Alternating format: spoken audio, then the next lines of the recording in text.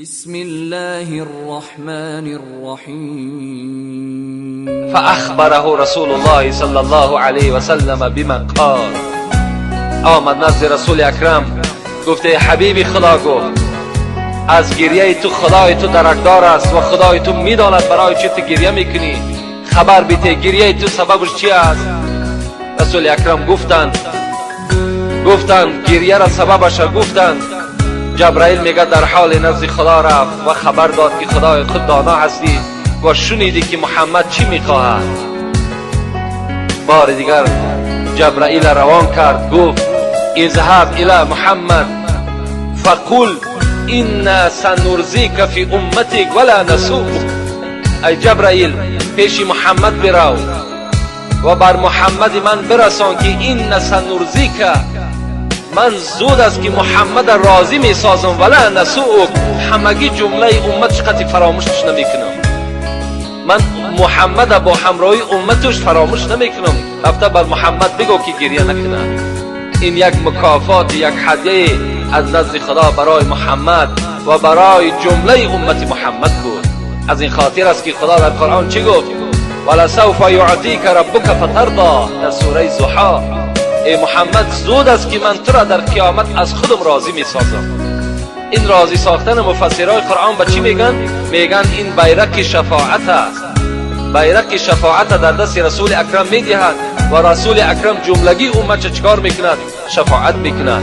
وقتی این آیت آمد میگد ولسوف یعطیک ربک فترضی، زود است که ای محمد من تو را در محشرگاه در قیامت راضی می سازم، رسول اکرم چی گفتند؟ اذن لا ارضا و واحدا من امتی فی النار. پروردگارا ای خدای تبارک و تعالی گفت این هنگام من از تو راضی نمیشم تا زمانی که اگر یک امتی من در آتش دوزخ باشد، من از تو راضی نمیشم. تا زمانی که امتی من در دوزخ باشد من از تو راضی نمیشم خدایا. تا اگر جملگی را از آتش دوزخ خلاص نکنی رضاگی محمد و حبیب تو نمیابی. خداوند بر این راضی شد. نماند به زندان دوزخ اسیر، نماند به زندان دوزخ اسیر کسی را که باشد چنین دستگیر. چنین دستگیر داره ما و شما الحمدلله. انا سید ولد آدم ولا فخر عنه. پیغمبر خدا میگوید من سید فرزند آدم هستم، بر این افتخار نمی کنم، بلکه این نعمتی است که خدا من داده است. نماند به عصیان کسی در گرو که دارد چنین سید پیش رو. هیچ کس از حساب عصیان و گناهشم در عذاب خدا ابدی نمیماند مادامی که چنین سرور و چنین پیشوای ما و شما نصیب داریم.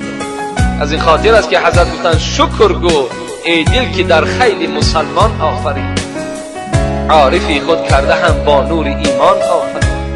اینا شکر کنیم که خدا را شکر که ما را مسلمان کرد، خدا را شکر که ما را اسلام داد. خود خدا چی میگه؟ و رضیت لکم الاسلام دینا. من از همه بندگانم در صورت راضی میشم که اگر دین اسلام داشته باشند، دین عیسوی نداشته باشند. که امروز تبلیغ های عیسوی در تمام مردم تمام جمهوری ما و شما امروز یک رواج رونق یافته است. در تمام دوشنبه و در تمام مردم خوجند و در تمام جا تبلیغ دین عیسوی با واسطه پول و مال چکار دارد؟ رواج رونق یافته است. از کمبغلی ما و شما، از قشاقی ما و شما، از جاهلی و نافهمی ما و شما استفاده میکنند. تقبل منه و هو فی الاخره من الخاسرین. ما و شما را در دین میپرتایند که همون خدایی که پیدا کننده این دین بود، همون خداوند چی میگوید؟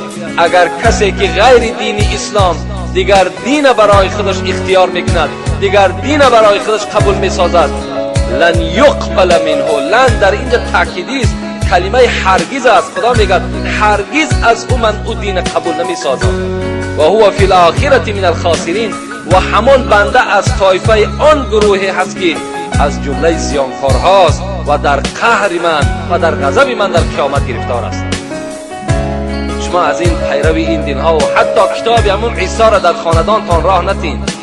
اونا دینی منسوخ شده از دین خداست. ما اعتراف میکنیم به دین خدا بودنش، لیکن امروز در برابر قرآن اون منسوخ شدگی ساخته. تمام دین ها ناقصند. اکملت لکم نعمتی. خدا میگه قرآن نعمت من است که مکمل قرآن است، دیگر کتاب ها همه منسوخ شده هستند، همه اونا بیکاره شدند. ما شکر کنیم، شکر کنیم که این قرآن امروز دستورات ما و شما است. پا و دست و چشم بینا داد عقل و اختیار، در دهانم این زبان خود ثناخوان آفرید.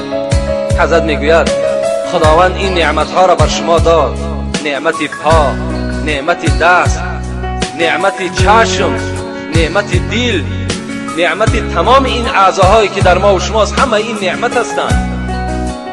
اینها در ما و شما چیکار کنیم؟ باید شکرانه کنیم.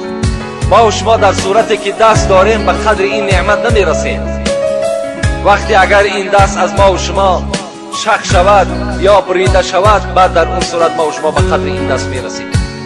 ما و شما در صورت به این چشم میرسیم که یک آدم نابینا را از احوالش درکدار باشیم. ما و شما در صورت بر قدر این پا میرسیم که پای کسی بریده شده یا که کار نمیکردگی باشد، در اون صورت به قدر این پا میرسیم. ما و شما حضرت عادم هستم چی میگن؟ اربعتون لا یعرف قدرها الا اربعه. 4 چیزی هست که به قدر این 4 چیز نمیرسد مگر 4 کس. کیا هست؟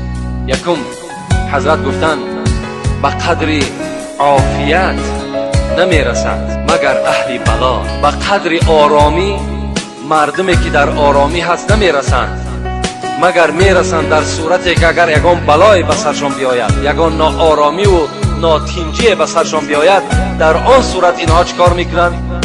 به قدر همان آرامی میرسند.